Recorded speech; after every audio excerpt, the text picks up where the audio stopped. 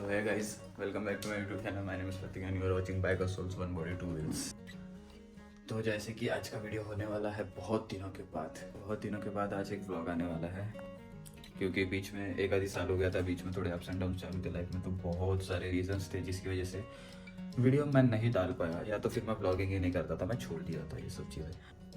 और आज से हम वापस से हमारा ब्लॉगिंग चैनल शुरू कर रहे हैं with a new star end hope so आप सभी को पसंद आएंगे। आज का पहला वीडियो रहने वाला है और वापस से आज से ब्लॉगिंग चालू करने वाले हम लोग, नए साल से नई शुरुआत। तो इसी के साथ आज का ब्लॉग यहीं पे शुरुआत करते हैं हम लोग। आज की तारीख है 2 और आज किसी स्पेशल का बर्थडे है, तो उसी खुशी में या बोल सकते हो उसी स्पेशल ओकेजन के हिसाब से हम लोग आज कुछ अच्छे काम करने जाए। आज हम लोग बाहर जाएंगे और ट्राई करेंगे कि ज़्यादा से ज़्यादा लोगों की मदद की जाए, और वो कैसी की जाए वो आप देखना वीडियो में। तो मिलते हैं।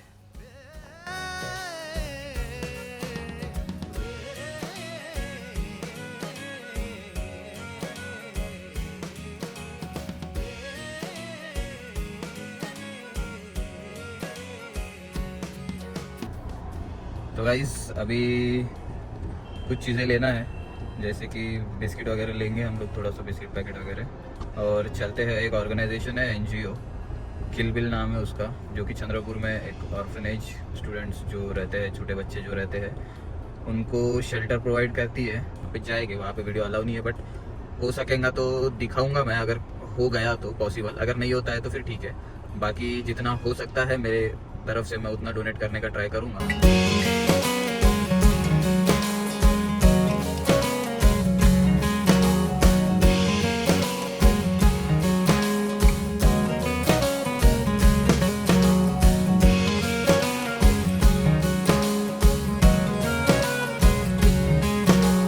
कुछ बिस्किट्स है, एक चॉकलेट का डब्बा है जो कि लिए है हम लोगों ने। बहुत सारे लोग जो कि मतलब जिनके पास नहीं है, वाकई में उनके पास बहुत कम चीज़ें हैं, और उसमें बहुत सारे बड़े लोग भी है, मतलब एजेड 80+, 60+, 70+ लोग भी है, और बहुत सारे कम उम्र वाले भी, जैसे कि बच्चे। अभी हम जहाँ पे जा रहे हैं, जो प्लेस पे जा रहे हैं, उसमें 5-6 साल, 2 साल, 3 साल जो न्यूली बॉर्न जो रहते हैं, जिनको मतलब ढंग से उनको अकल भी नहीं है कि वो कहाँ है, वैसी बच्चों को उन लोग मतलब ट्रीट करते हैं। कोई फेंक के चले गया या कुछ हो गया, नॉर्मल लाइफ उनको जीना कितना तकलीफ होता होगा, ये चीज़ें आप समझो ज़रा सा।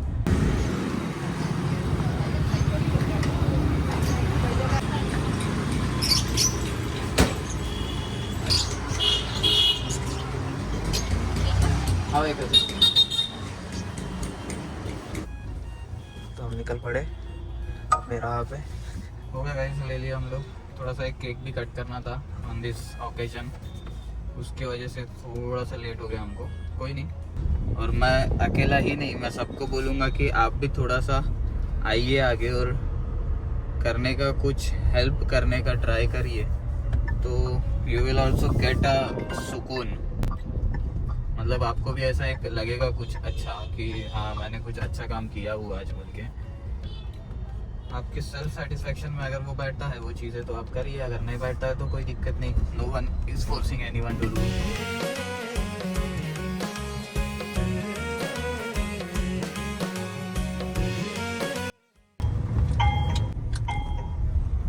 हम लोग पहुंच रहे हैं अभी डेस्टिनेशन पे गए, जैसा कि देख सकते हो आ गए हम लोग। ये यहाँ से ऐसा रास्ता कुछ जाता है और यही कुछ है वो जगह।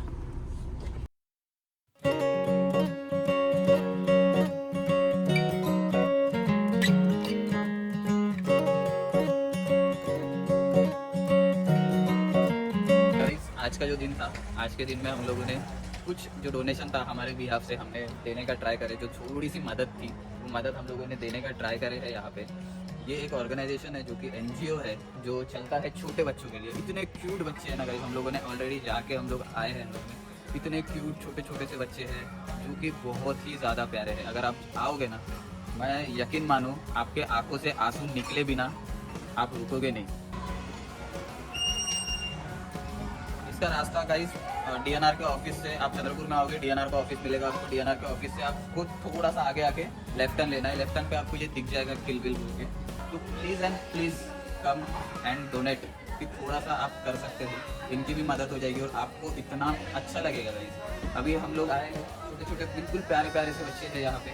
अभी थोड़ा सा हम लोग आते हैं यहाँ पे, ये ऑफिस है। ऑफिस में हम लोग पूछते हैं उनको कि कैसे आप लोग मेंटेन करते हो, कैसे आप लोग प्रिपेयर करते हो, कैसे आप बोलते हो, ये सब मतलब इनको जो छोटे बच्चे हैं इनको कैसे मैनेज किया जाता है, ये सब हम उनको पूछेंगे कि आप ऑर्गेनाइजेशन आप जो चला रहे हो इसमें आपको कितनी डिफिकल्टीज आती है या कितने प्रॉब्लम्स फेस करना पड़ता है आपके डेली लाइफ में। मैडम कुछ बताइए आपका एक्सपीरियंस किल बिल के साथ में।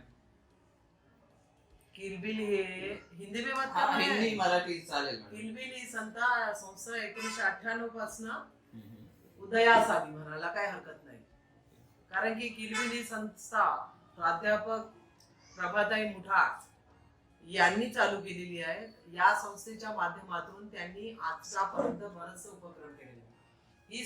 ही किल बिल जेव्हा उदयास आली तेव्हा ऍक्च्युली एक पिल्लू त्यांना मिळालं होतं, एक बेबी मिळाली होती। ती बेबी एवढ्या वाईट परिस्थितीत होती की कचरा कुंडीतून काढून त्या बेबीला म्हणजे मुंग्यांनी खाल्लं होतं, डोक्यावर मारलं होतं। ती म्हणजे अक्षरशः जगते की नाही असं लोकांना वाटत होतं। तेव्हा मग तिला ऍडमिट केलं गेलं सरकारी दवाखान्यात आणि प्राध्यापक मुठाळ मॅडमचे 3 लेकरं आहेत, 2 मुली आणि 1 मुलगा।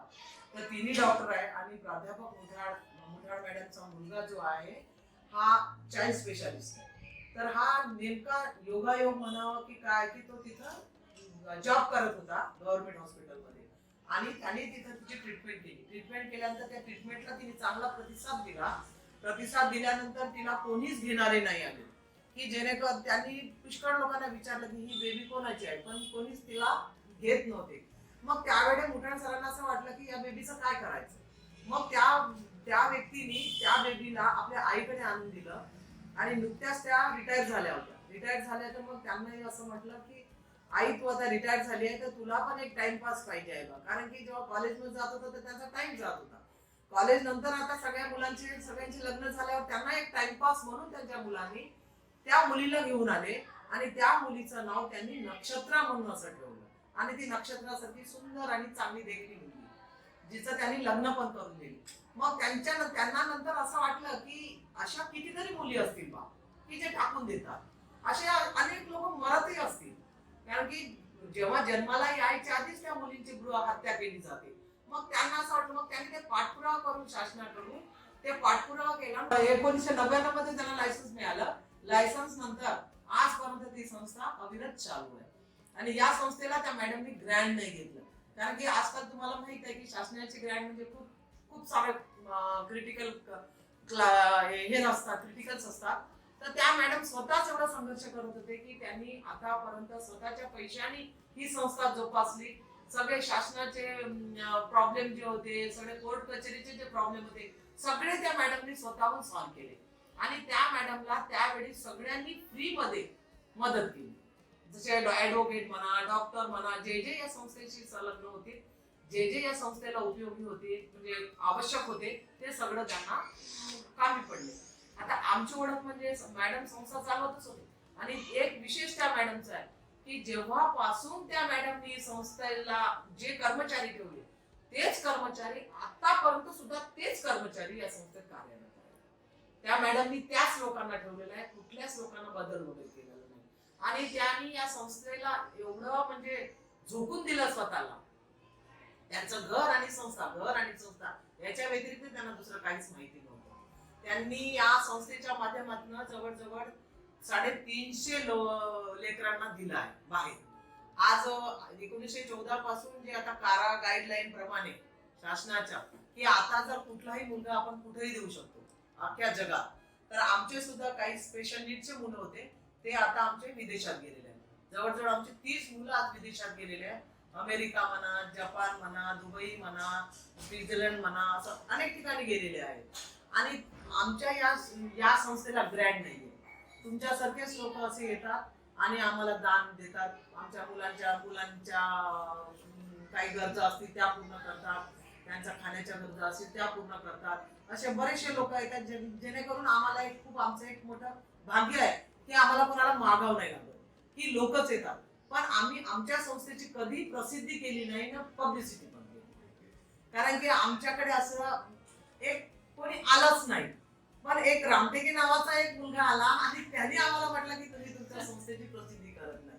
आणि खरोखरच त्याचे खूप मोठे उपकार आहेत आणि खूप मोठा म्हणजे त्यांनी स्वतःहून आमचे एक व्हिडिओ बनवून आज तो आपल्या युट्यूबवर अपलोड करणार आहे. मी सौ नंदा आलुरवार, मी या संस्थेचे अध्यक्ष आहे. पण आमच्या ज्या सर्वा ते आलेले आहेत संस्थेत, आता आले आहेत व्हीलचेअरवर. ते आता खूप म्हणजे वयोवृद्ध आहेत, त्यांचे 91 वर्ष रनिंग आहे आणि त्या बोलू शकत नाही, त्या फिरू शकत नाही, त्यांना बोलता पण येत नाही. मग त्यांनी माझ्यावर 5 वर्ष आधी माझ्यावर ही जबाबदारी दिली आणि आदल्या 3 वर्ष आधी माझ्याकडे सहसचिवाची जबाबदारी दिली होती. म्हणजे आज आमच्याकडे असे 11 लोकांची कार्यकारिणी आहे. ते 11 लोकांची कार्यकारिणी खूप छान पद्धतीने आमची किलबिल सांभाळत आहोत. या किलबिलमध्ये कुठलीही अडचण आली, कुठलाही प्रॉब्लेम आला तर आम्ही कर्मचारी ना आम्ही सगळे मिळून सॉल्व्ह करतो. आणि आमच्याकडे डॉक्टर म्हटलं तर प्राध्यापक मुठाळ मॅडमचे चिरंजीव आहेत, डॉक्टर मोहन मुठाळ. ते सकाळ संध्याकाळ आपला वेळ देतात आणि आमच्या मुलांची सगळे म्हणजे आरोग्याची तपासणी तेच करतात. त्याच्यामुळे आम्हाला अजून सोपं जातं की आमच्याकडे डॉक्टरचं सुद्धा काही पंचायत नाही. आणि आमच्याकडे वकील आहे. जर आम्हाला कुठे अडचणी झाली तर ऍडव्होकेट खजांची आहे, जे सिनियर आहेत वकील. संस्थेची कुठली अडचण असेल तर खजांची वकील आमचे सॉल्व्ह करणार. मी त्यांना कधीच एक पैसा सुद्धा कुठल्याच केसचा आम्ही त्यांना पैसा देत नाही. असे काही लोक आहेत दान पुण्य करण्यावाले जे आमच्या संस्थेचे निश्चित आहेत आणि आमच्या संस्थेवरती भरभरून प्रेम करतात. पण हे एक आमचं भाग्य म्हणा की तुम्ही आलात कार्तिके आणि मी बोलत आहे तुम्ही तो अपलोड करा. हे एक आमचं नवीन अचिव्हमेंट म्हटलं तरी चालेल आमच्यासाठी. धन्यवाद.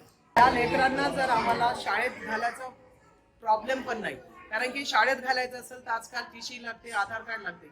पण आमच्या माऊलीने याची सुद्धा सोय करून दिली. जर असे मोठे लेकर आले, आता आमच्याकडे मोठे लेकर 11 लेकर आहेत, पण आमच्याकडे 1 ते 4 असे मराठी शाळा आहे ज्यात आमचे लेकर आमच्या शाळेत जातात. तसंच जर 7 वर्षाच्या खालील जर मुलं असतील तर आमच्याकडे प्री प्रायमरी म्हणून एक आहे, KG1 हे दोन वर्ग आम्ही वरती चालवतो. आमचे मुलं त्या वरती सुद्धा जातात. म्हणजे आमचे मुलं इकडे तिकडे न भटकता शाळेतही जातात, कॉन्व्हेंटमध्येही जातात आणि इथं पण राहतात.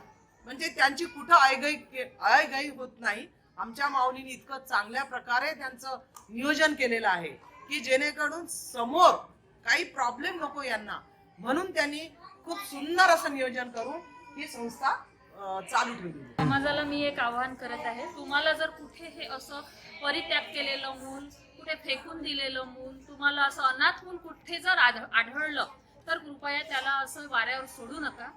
आमच्या किलबिलमध्ये आणून द्या. इथे त्याची योग्य प्रकारे काळजी घेतली जाईल, संरक्षण केलं जाईल. हे माझं एक समाजाला आवाहन आहे. धन्यवाद. या आहे प्राध्यापक मुठाळ, या संस्थेच्या सर्वा याच आहेत. यांनी जी संस्था उघडली, या संस्थेच्याच माध्यमातून बरेचशा लोकांना ज्यांना लेकरं नाहीत त्यांना लेकरं मिळाली.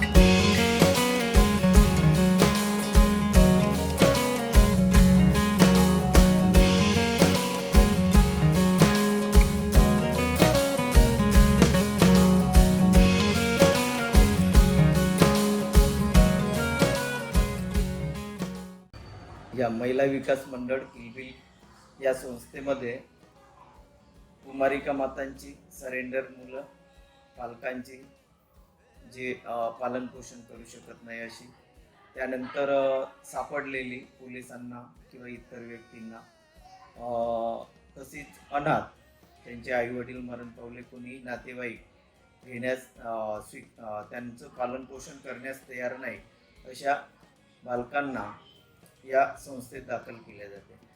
आता सुरुवातीला ही जी सर्व बालके येतात ती बालकल्याण समिती थ्रू येतात. सपोज आपल्याकडे जरी मूल आलं तरी आपल्याला ते बालकल्याण समितीकडे उपस्थित करून त्यांच्या आदेशाने आपल्याला संस्थेत दाखल करावं लागतं आणि त्याची रीतसर प्रोसेस असते. एखादी मूल जर सरेंडर झाला असेल तर त्या आईचा 2 महिने रिकन्सिडरेशन पिरियड असतो आणि त्याच्यानंतर बालकल्याण जर ते पालक आले नाही बालकल्याण समितीकडे आपला हक्क मागण्यासाठी तर ती बालकल्याण समिती त्या मुलाला दत्तक मुक्त करते आणि त्यानंतर त्याची सगळी इन्फॉर्मेशन, मेडिकल रिपोर्ट, त्याचा दत्तक मुक्ततेचा आदेश हे सगळं कारा साईडवरून अपडेट केलं जाते. आता ते काराच्या ऐवजी मिशन वात्सल्य पोर्टल म्हणून आलेलं आहे. त्या थ्रू हे सगळ्या मुलांचं अपलोड होते. तर जे निपुत्रिक दाम्पत्य आहेत त्यांना सिरियल प्रमाणे त्या पोर्टलवर त्या पालकांना दत्तक देण्याचं काम शासन करत असते. जे पालक निपुत्रिक आहेत किंवा सपोज एक मुलगा आहे आणि त्यांना दुसरं मूल घ्यायचं असेल तर त्यांना मिशन वात्सल्य पोर्टलवर ऑनलाईन रजिस्ट्रेशन करावं लागतो आणि त्याचं पण तिथे रजिस्ट्रेशन होतं मिशन वात्सल्य पोर्टलवर. आणि जसं हे मूल दत्तक मुक्त झाल्यानंतर याची माहिती संस्था टाकत असते. पूर्ण भारतामध्ये जसं महाराष्ट्रामध्ये जवळपास 60 ते 62 संस्था आहेत आणि अदर राज्यामध्ये सुद्धा हे संस्था कार्यरत आहेत दत्तक देण्याचं काम करणाऱ्या. ह्या सगळ्या केंद्र सरकारच्या मिशन वात्सल्य पोर्टलला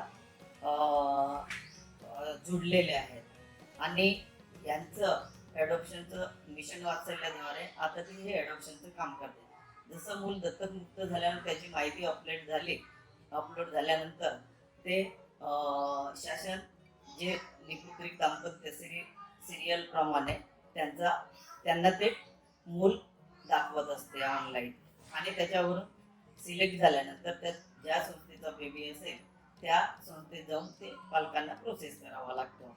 अशा प्रकारे एडॉप्शनचा प्रोसेस चालतो. तो गाइस ये था आज का एक्सपीरियंस. बहुत ही अच्छा लगा हमको यहाँ पे आके. हमने कोई डोनेट करा है.